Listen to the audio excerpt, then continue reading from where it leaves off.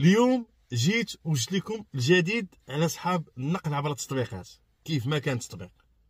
اليوم اسيدي بغيت نشارك معكم واحد المساله قال لي واحد الدري صاحبي وبغيت نبارطاجيها معكم ديال الناس كيفاش كتطور مع الوقت، كيفاش هادو كيتطوروا الناس مع الوقت. تخيلوا معايا اللي كيبغي يدخل مع هذا التطبيق كيحتاج واحد الطوموبيل، وبطبيعه الحال هذيك الطوموبيل كتبغي واحد راس المال باش تبدا معاهم. ولكن مؤخرا تخيلوا معايا كيمشيو جوج الناس كيكريو واحد الطوموبيل مده طويله، وكنعرفوا هاد البيريود ما غيفوتش كاع 200 درهم في النهار. اش كيديروا دوك الدراري؟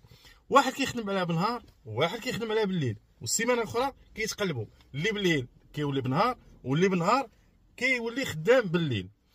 غيجيو بعض الناس في لي كومونتير يقول لي انت بغيتي تحرم الرزق ديال هاد الناس حتى هادي. نقول لك شوف اخويا، واش انت